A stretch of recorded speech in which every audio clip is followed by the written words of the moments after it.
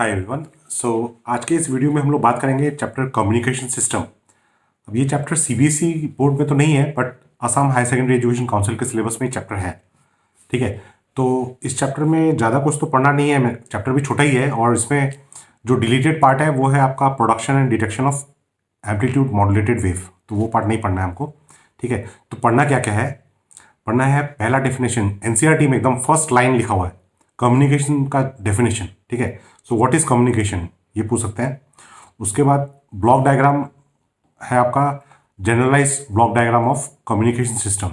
ठीक है, फिर कुछ डेफिनेशन है एनसीईआरटी में जैसे लिखा है वैसे ही आपको पढ़ना है। ठीक है, transducer, signal, noise, transmitter, receiver, attenuation, amplification, ये जितने भी डेफिनेशन है एक साथ लिखे हुए हैं एनसीईआरटी में।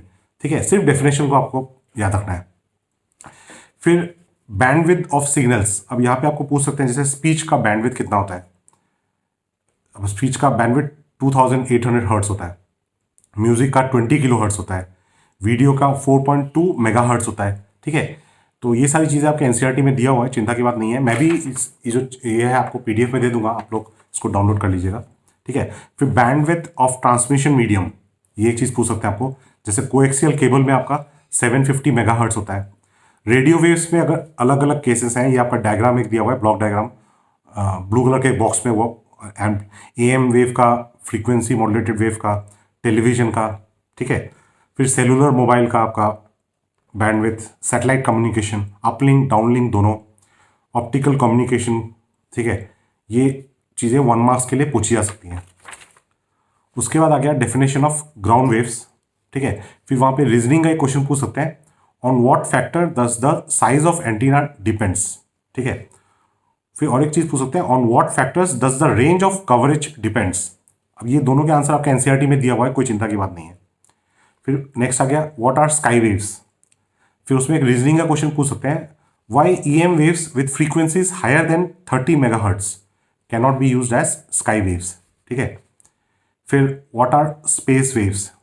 फिर वहाँ पे एक इक्वेशन है, इक्वेशन 15.1, उसका डेरिवेशन आप लोग देख लीजिएगा, और उस इक्वेशन के बेसिस पे एक न्यूमेरिकल है एग्जांपल 15.1, वो न्यूमेरिकल भी देख लीजिए, वो इंपॉर्टेंट न्यूमेरिकल है, 2 मार्क्स के लिए आ सकता है। ठीक है, फिर आ गया, अब यहाँ पे देखिए production and detection of amplitude modulated wave नहीं है, इसका मतलब ये नहीं है कि मॉड्यूलेशन टॉपिक रिमूव किया है, मॉड्यूलेशन आपको पढ़ना है। So what is modulation, what is the necessity of modulation. फिर पूछ सकते हैं व्हाट इज PAM। ठीक है, पल्स एम्पलीट्यूड मॉड्यूलेशन, ये फुल फॉर्म पूछ सकते हैं, PAM का फुल फॉर्म क्या होता है। PDM, pulse duration modulation, PDM। फिर PPM, पल्स पोजीशन मॉड्यूलेशन। ठीक है, फिर व्हाट इज एम्पलीट्यूड मॉड्यूलेशन, उसका डेफिनेशन पूछ सकते हैं। फिर पूछ सकते हैं डिफाइन मॉड्यूलेशन इंडेक्स। अब मॉड्यूलेशन इंडेक्स के ऊपर एक एग्जाम्पल है और 2 एक्सरसाइज क्वेश्चन है, वो मैंने यहाँ पे लिखे हुए हैं, 15.2 एग्जाम्पल और एक्सरसाइज में 15.7 और 15.5। ठीक है, इसके अलावा आपको एक्सरसाइज में भी और 6 क्वेश्चन लिखने हैं, वो मैं पीडीएफ में दिया हूँ, ये आप लोग देख लीजिएगा। ठीक है, तो कम्युनिकेशन सिस्टम में आपको ये सारी चीज़ देखनी है। Okay, so my best wishes, good luck.